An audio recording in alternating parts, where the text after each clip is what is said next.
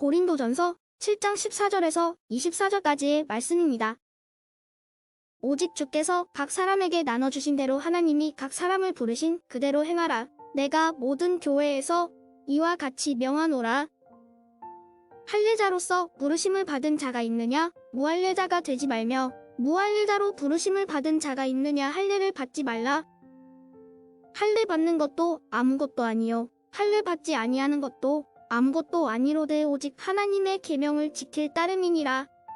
각 사람은 부르심을 받은 그 부르심 그대로 지내라. 내가 종으로 있을 때에 부르심을 받았느냐 염려하지 말라. 그러나 내가 자유롭게 될 수 있거든 그것을 이용하라.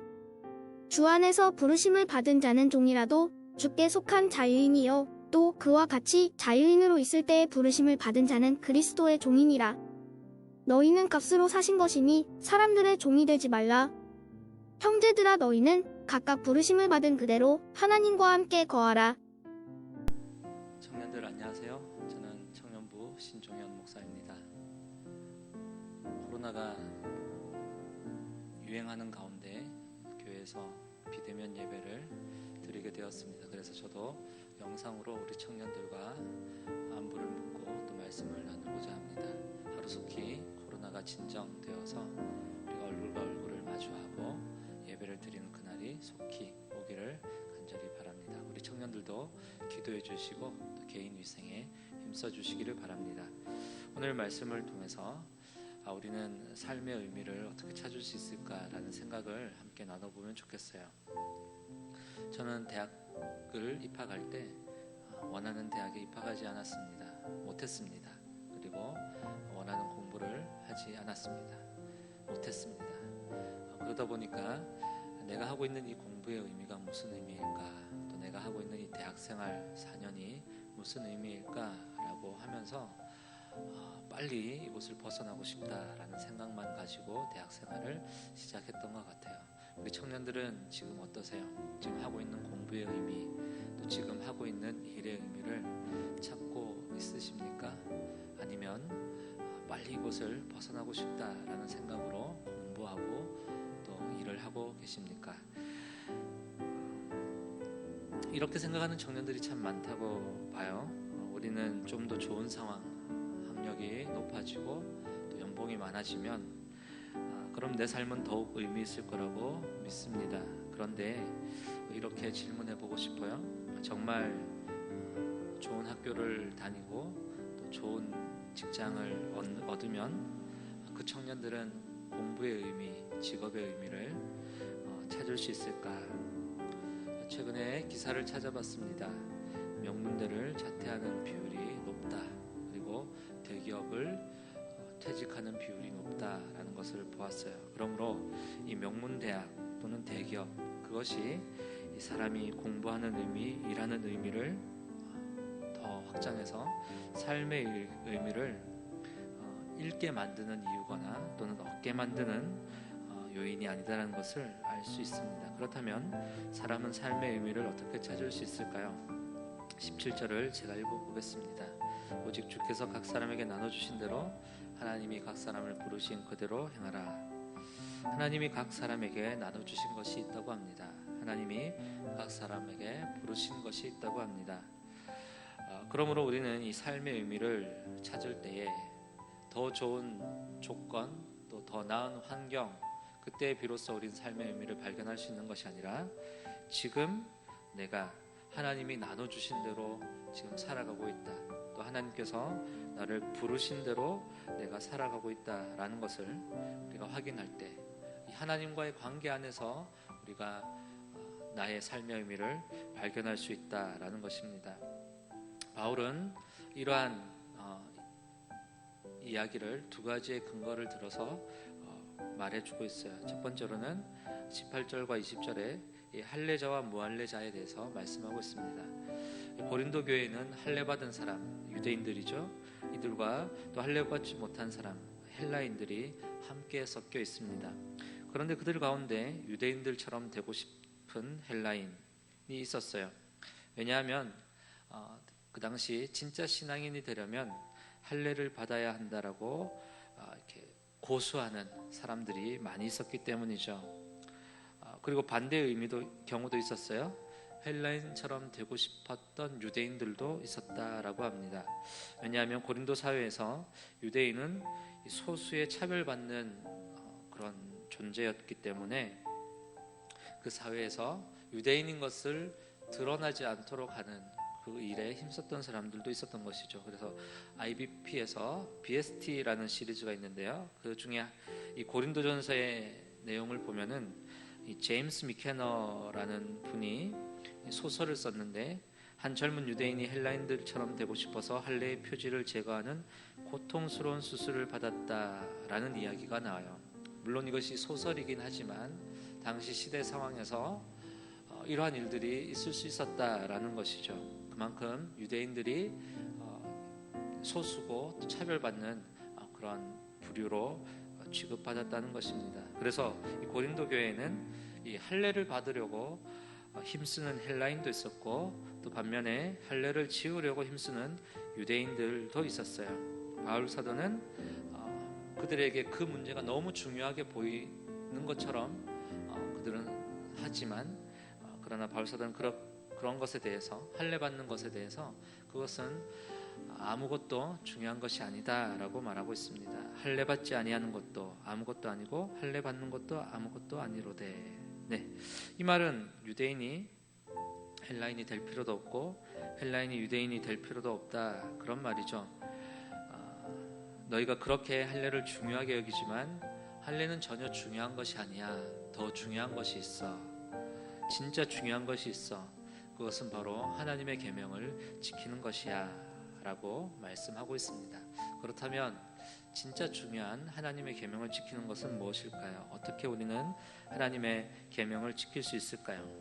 각 사람이 부르심을 받은 부르심 그대로 지내는 것으로 우리는 하나님의 계명을 지킬 수 있습니다. 두 번째 예가 나옵니다. 고린도 교회에는 자유인과 종이 함께 섞여 있습니다. 헬라 사회에서 종과 자유인의 신분 차이는 말 그대로 건널 수 없는 다리와 같아서 그 두 부류가 함께 어울리는 것은 상상할 수 없는 일이었습니다. 그런데 복음 안에는 예수 그리스도의 십자가 아래에는 모든 장벽이 허물어지죠. 그래서 자유인과 종이 함께 하나님 아버지의 부르심을 받은 한 형제인 것이죠. 그가 어떤 신분이든지, 종이든지 자유인이든지, 주께 속한 자유인이고 그가 어떤 신분이든지, 그가 종이든 자유인이든 그는 그리스도의 종이란 것이죠. 그러므로 우리가 사회에서 너는 종이다, 너는 자유인이다, 그것 때문에 우리는 함께 어울릴 수 없다 라고 하는 것이 아니라, 우리 모두는 그리스도 안에서 죄에서 해방된 자유인이며 동시에 그리스도를 주님으로 모시는 종이다 라는 이 공통된 신분으로 교회 안에서 우리는 함께 생활한다 라는 것이죠. 그런데 우리는 그런 것들로 서로를 이렇게 차별하는 것을 보게 됩니다. 나는 자유인인데 어떻게 너와 같이 어울릴 수 있느냐, 나는 종인데 어떻게 자유인과 같이 감히 내가 할 수 있을까라는 그런 생각들을 하는 것이죠. 그래서 그런 것들은 이미 교회 안에서는, 복음 안에서는 우리의 신분은, 물론 사회적 신분이 없어지는 것은 아니지만 교회 안에서 우리 모두는 한 형제다라는 것이죠. 그런데 바울은 이런 고백을 해요. 21절에서 내가 자유롭게 될 수 있거든 그것을 이용하라. 이 종이 자유인이 될 수 있는 그런 기회가 있다면 얼마든지 그렇게 해야 한다라고 말씀하고 있습니다. 이처럼 우리는 하나님께서 우리가 더 나은 신분, 학력이든지 연봉이든지 그것을 우리가 얻는 것에 대해서 하나님은 그것을 금기시하고 계시지는 않습니다. 우리가 목표한 대학을 공부하기 위해서 재수, 삼수하는 일이 필요하다면 해야죠.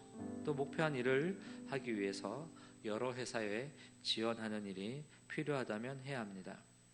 그런데 우리는 이 부분에 있어서 중요한 것을 놓치면 안 돼요. 그런 일들을 얻어야지만 내가 삶의 의미를 발견할 수 있는 것처럼 말하는 세상에 우리가 살아가고 있기 때문이죠. 그런 세상 속에서 우리는 마치 지금 내가 하고 있는 공부, 또 내가 하고 있는 일은 어떤 의미가 있는지 모르겠다 이것이 다 쓸모없다라고 생각할지 모르겠어요. 그래서 내가 지금 원하는 대학에 들어가기만 한다면, 또 원하는 직장에 들어가기만 한다면 나는 그때야말로 내 삶의 의미를 발견할 수 있을 거야.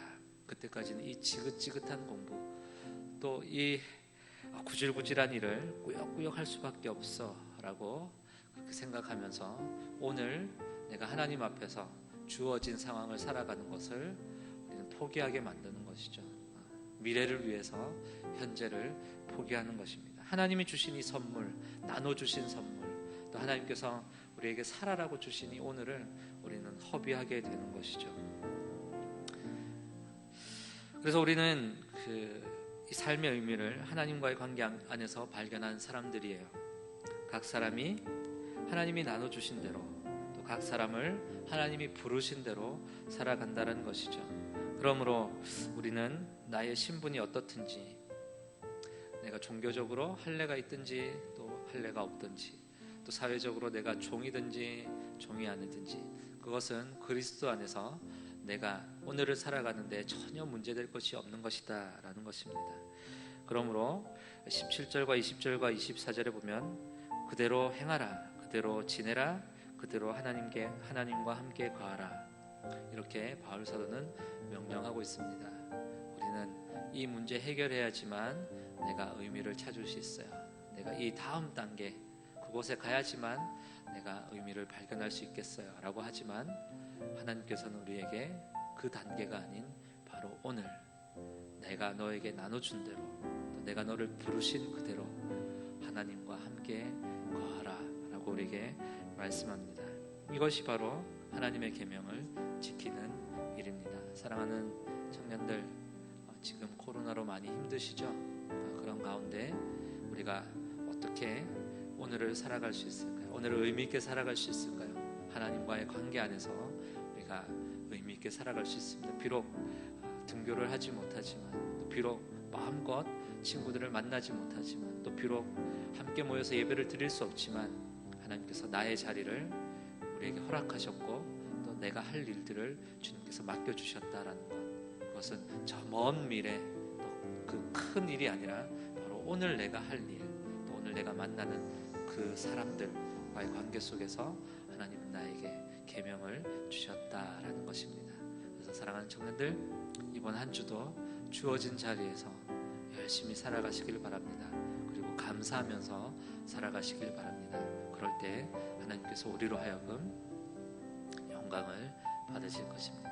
한 주간도 건강하시고 속히 코로나가 잠잠해져서 다시 얼굴과 얼굴로 마주 뵙게 되기를 간절히 바랍니다. 기도드리겠습니다. 하나님 감사합니다.